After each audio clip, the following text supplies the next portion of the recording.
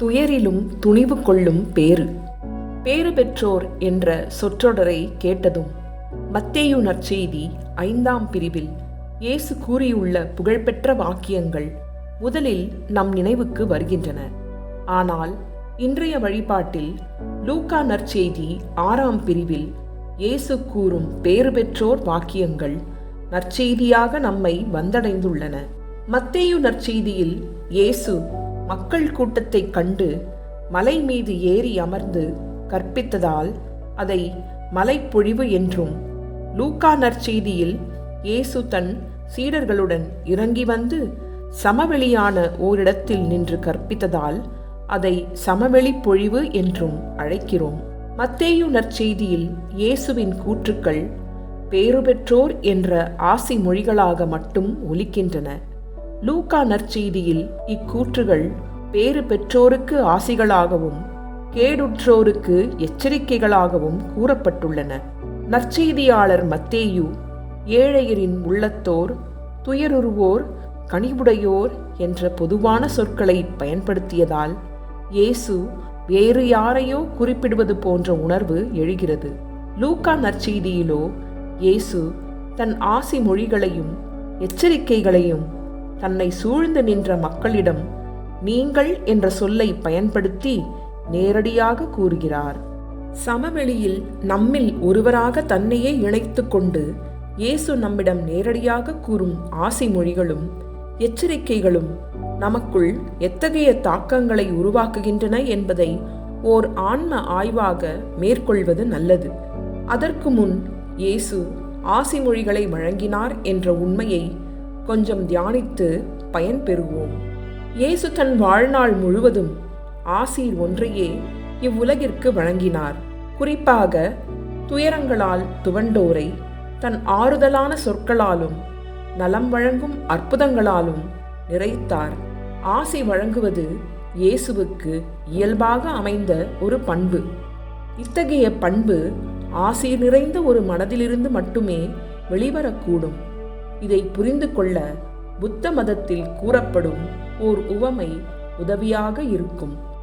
ஒரு நாள் புத்தர் ஒரு மரத்தடியில் அமர்ந்திருந்தபோது அழகும் உடல் கட்டமைப்பும் கொண்ட ஒரு படைவீரர் அவ்வழியே வந்தார். குண்டாக அதிக எடையுடன் மரத்தடியில் அமர்ந்திருந்த புத்தரை பார்த்த அந்த வீரர், உம்மை பார்த்தால் ஒரு பன்றியை பார்ப்பது போல் இருக்கிறது என்று கூறினார். புத்தர் அமைதியாக அந்த வீரரை பார்த்து, உம்மை பார்த்தால் ஒரு தெய்வத்தை பார்ப்பது போல் இருக்கிறது என்று கூறினார். இதை சற்றும் எதிர்பார்க்காத அந்த வீரர், என்னை பார்த்தால் தெய்வத்தை பார்ப்பது போல் இருக்கிறது என்று உம்மால் எப்படி சொல்ல முடிந்தது என்று கேட்டார். புத்தர் மறுமொழியாக, நாம் உண்மையிலேயே வெளி உலகை வெளியிலிருந்து பார்ப்பது கிடையாது. நமக்குள் இருப்பனவற்றை கொண்டு வெளி உலகை பார்க்கிறோம். நான் இந்த மரத்தடியில் அமர்ந்து இறைவனை தியானித்து வருகிறேன். எனவே நான் காண்பது அனைத்திலும் இறைவனை காண்கிறேன். நீரோ வேறு பலவற்றை சிந்தித்துக் கொண்டிருப்பதால் வேறு விதமாக பார்க்கிறீர் என்று அமைதியாக கூறினார்.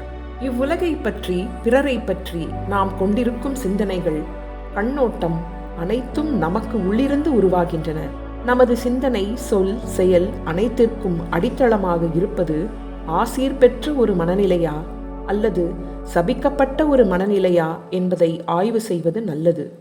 ஆசீர் பெற்ற மனநிலை அனைவரையும் அனைத்துலகையும் ஆசீர்வதிக்கப்பட்டதாய் காணும்.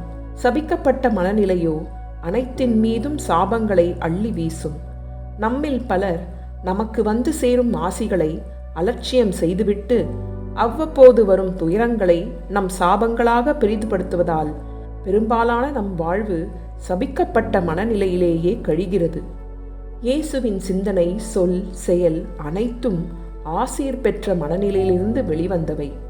அவர் இவ்வுலகில் மனிதராக பிறக்கப் போகிறார் என்ற அற்புத செய்தியை இளம்பெண் மரியாவிடம் பகிர வந்த கபிரியேல் தூதர் மரியாவை அருள்மிக பெற்றவரே என்று வாழ்த்தினார். அவரை சந்தித்த உறவினர் எலிசபெத்து, பெண்களுக்குள் ஆசி பெற்றவர், உம் வயிற்றில் வளரும் குழந்தையும் ஆசி பெற்றதே என்று மன நிறைவான ஆசி வழங்கினார். இவ்வாறு கருவில் தோன்றியது முதல் ஆசீரால் நிரப்பப்பட்ட இயேசு தன் பணிவாழ்வை துவங்கிய வேளையிலும் ஆசீரால் நிரப்பப் பெற்றார். நீரே என் அன்பார்ந்த ஆசி பெற்ற மகன் என்று இறை தந்தையின் ஆசீரால் நிரப்பப் பெற்றார் இயேசு. ஆசீரால் நிறைந்து வழிந்த இயேசு தன் சமவெளி பொழிவை ஆசீர்வாதங்களுடன் ஆரம்பித்தார். லூக்கா எழுதிய நற்செய்தி அதிகாரம் 6 இறைவசனங்கள் 20-21 முடிய.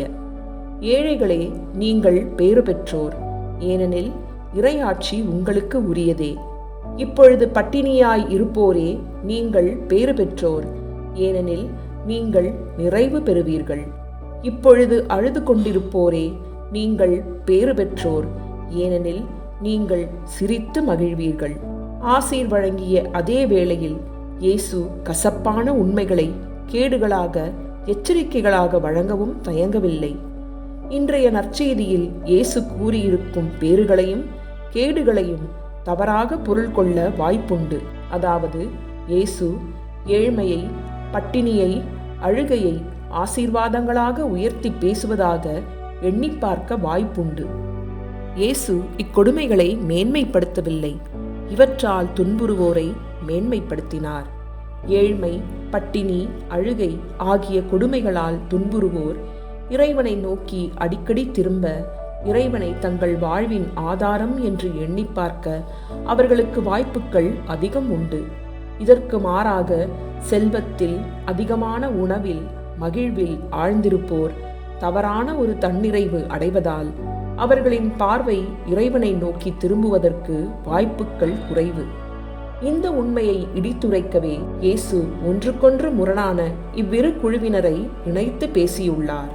ஏழைகள், செல்வர்கள், பட்டினியாயிருப்போர், உண்டு கொழுத்திருப்போர், அழுது கொண்டிருப்போர், சிரித்து இன்புறுவோர், வெறுத்து ஒதுக்கி இகழப்படுவோர், புகழ்ந்து பேசப்படுவோர் என்று ஒன்றுக்கொன்று முரணான 4 பிரிவினரை சுட்டிக்காட்டி இயேசு பேசுவது அன்னை மரியாவின் புகழ்பாடலில் நாம் காணும் முரண்பாடுகளை நினைவுறுத்துகின்றன. தாழ்வுற்றோரை உயர்த்தும் இறைவன் செருக்குற்றோரை சிதறடிக்கிறார். பசித்தோரை நலன்களால் நிரப்பி செல்வரை வெறுங்கையராய் அனுப்பிவிடுகிறார் என்ற முரண்பாடுகளை அன்னை மரியாவின் புகழ்பாடலில் காண்கிறோம். தன் நற்செய்தியின் துவக்கத்தில் அன்னை மரியாவின் புகழ்பாடலை கூறியுள்ள நற்செய்தியாளர் லூக்கா மீண்டும் ஒருமுறை அந்த முரண்பாடுகளை நினைவுறுத்தும் வண்ணம் இயேசுவின் சமவெளி பொழிவில் 4 முரண்பாடுகளை முன்வைக்கிறார். மத்தேயு, லூக்கா என்ற இரு நற்செய்திகளிலும் பேறு பெற்றோர் என இயேசு பட்டியலிட்டுள்ள புண்ணியங்கள் நிறைவாழ்வுக்கு வழிகாட்டும் விளக்குகள். மதம், இனம் என்ற வட்டங்களை கடந்து பேறு பெற்றோர் வாக்கியங்கள் மகாத்மா காந்தி உட்பட பல உன்னத மனிதர்களுக்கு வழிகாட்டியாக அமைந்துள்ளன. இன்றைய நற்செய்தி வழியே பேறுகளையும் கேடுகளையும் இணைத்து இயேசு கூறும் ஆசி மொழிகளும் எச்சரிக்கைகளும் நம்மை விழித்தெழச் செய்யட்டும்.